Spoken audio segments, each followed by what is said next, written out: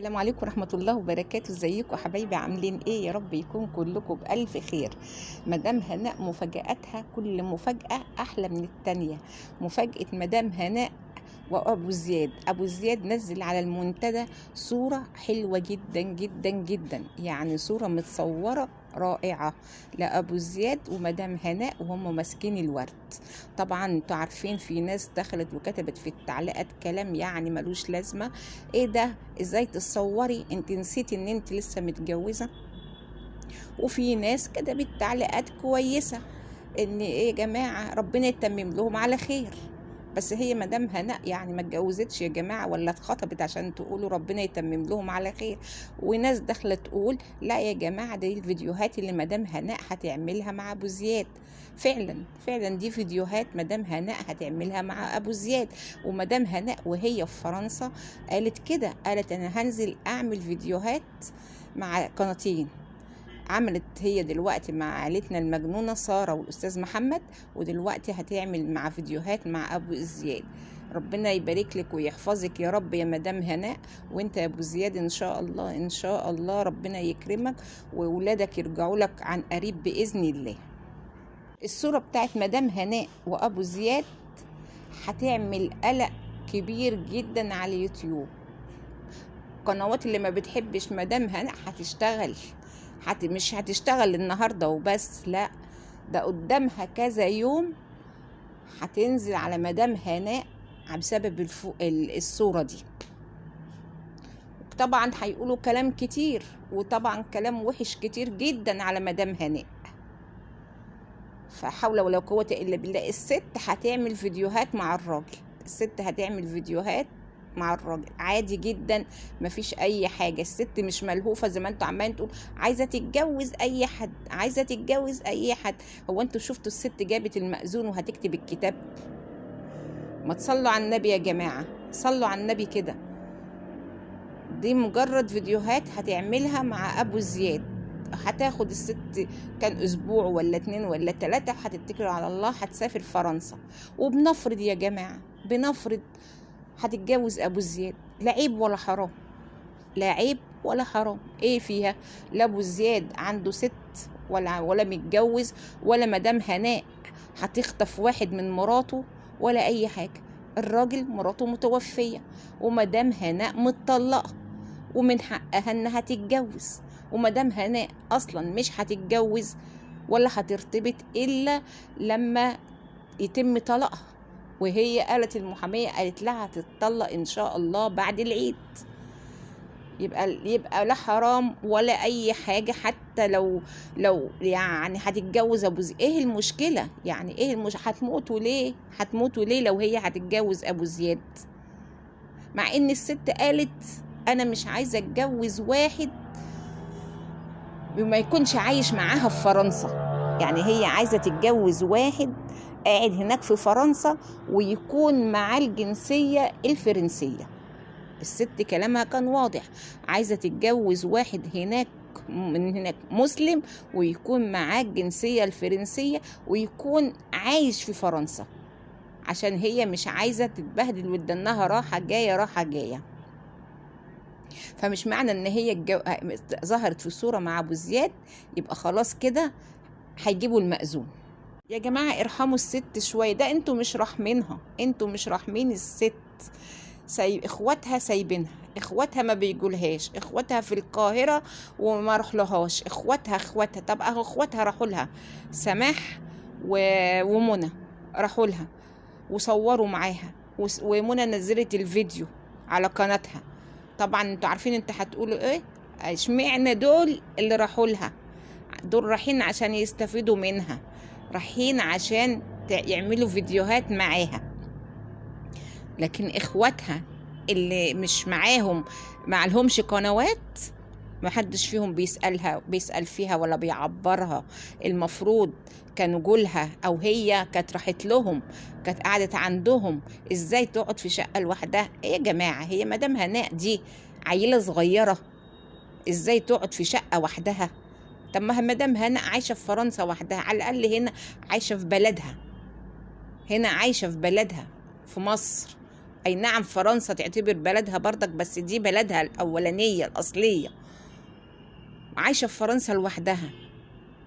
هتخاف تعيش هنا في مصر الفترة اللي قعدها في شقة هنا مفروشة؟ ايه المشكلة يعني؟ ازاي تنزل في شقة مفروشة؟ ازاي ما تنزلش عند اخواتها زهقانين منها، اخواتها قرفانين منها، اخواتها متضايقين منها، اخواتها مش عاجبهم اللي هي بتعمله. الست بتعمل ايه يا جماعة؟ الست بتعمل فيديوهات، الست بتعمل فيديوهات كلها محترمة، ما بتعملش حاجة، لا بتطلع بشعرها ولا بتطلع بالمحزق والملزق، عشان اخواتها يبقوا متضايقين منها ولا مستعرين منها ولا مش طايقينها ولا الكلام الغريب اللي انتوا بتقولوه ده. وفيها ايه لما اخواتها البنات يجي يعملوا معاها فيديوهات؟ ما اختهم فيها اما هي تدعمهم؟ يعني عشان هي ما بييجوا يعملوا فيديوهات يبقى هما ما بيحبوهاش وجايين عشان مصلحتهم؟ طب ما عادي انتوا طالعين تقولوا هي ما يعني لما يجوا اخواتها تقولوا جايين لمصلحتهم، ما انتوا نفسكم اللي قعدتوا تقولوا هي ملهاش خير في اخواتها، هيبقى لها خير في الغريب، ما انتوا اللي قلتوا كده. ازاي ما تدعمش اخواتها؟ ازاي ما تدعمش اخواتها؟ ولما بدأ ما تدعم اخواتها ما اخواتها جايين لها عشان مصلحتهم، لو ما كانش لهم مصلحة ما كانوش جولها. طب الست تدعم ولا ما تدعمش؟ انت نفسي افهم يعني. دعمت مش عاجبكم، اخواتها ما جولهاش مش عاجبكم، طب الست تعمل ايه بالظبط؟ ايه اللي يعجبكم يعني؟ انتوا بصوا، انا حاسه كده ان انتوا مش عايزين يبقى حد حوالين مدام هناء خالص، عايزين مدام هناء كده تبقى قاعده وحدها محدش يسأل فيها. كنتوا بتتمنوا اصلا ان هي ما تقابلش الدكتوره رباب، وبعدين يستحيل ازاي مش هتقابل الدكتوره رباب؟ ده تحس كده ان هم توأم. انا ما بتكلمش في السن، انا بتكلم في حكايه هم يعني توأم كده مع بعض. يعني مدام هناء والدكتوره رباب روحهم في بعض. مدام هناء بتقول لك يعني دي في معزه اختها، يعني بتحب الدكتوره رباب جدا. هي مدام هناء لولا انها لقت الدكتوره رباب انسانه مؤدبه وانسانه محترمه وبنت ناس وعمرها ما تطلع كلمه مدام هناء قالتها لها، كانت مدام هناء هتحبها كل الحب ده. ما هشوف اهو مدام الدكتوره رباب عارفه كل حاجه عن مدام هناء، طلعت قالت حرف واحد بتسيبنا كلنا نعجن ونتكلم ونقول راحت فينا وجايه من هنا ونقول الكلام. احنا سواء احنا اللي بنحب مدام هناء او الناس اللي ضد مدام هناء بتسيبنا نقول اللي احنا نقوله، وهي عارفه مدام هناء بتعمل ايه او مدام هناء فين، وما بتطلعش تنطق بكلمه. انسانه اصيله، صديقه اصيله، واخت اصيله ولها حق مدام هناء تتمسك بيها قوي قوي قوي قوي. هي لولا ان مدام هناء بتثق فيها جدا كانت قالت قبل كده انا هتدي اوراق مهمه لرباب، وهتدي لرباب القناه تمسكها لها، وتدي الادسنس وتديها الباسورد وكل حاجه. مش مدام هناء قالت الكلام ده؟ معنى كده ايه؟ انها بتحبها يعني جدا جدا جدا. ونفس الحكايه الدكتوره رباب بتحب مدام هناء، وعمرها ما هتزعل في يوم من مدام هناء ولا تتخلى عن مدام هناء مهما حصل. ليه بقى الدكتوره رباب؟ لانها حست ان مدام هناء انسانه طيبه، انسانه كويسه، انسانه محترمه، انسانه بتحب يعني تحب صاحبتها قوي، يعني انسانه اصيله. ومدام هناء على نيتها، يعني بتحب تعرفش تخبي حاجه اللي جواها بتقوله، انسانه عفويه. فعشان كده الدكتوره رباب بتحبها جدا جدا جدا. فانتوا مهما تقولوا ومهما تعملوا عمركم ما هتوقعوا بين الدكتوره رباب ومدام هناء ابدا ابدا. ربنا يبعد عنكم عيون الناس الوحشة، عيون الناس الأشرار اللي عايزة تفرق بينكم وبين بعض بأي طريقة، بأي طريقة. عايزين انتوا كده تبعدوا عن بعض خالص، وده طبعا مستحيل هيحصل ان شاء الله، مستحيل هيحصل بإذن الله.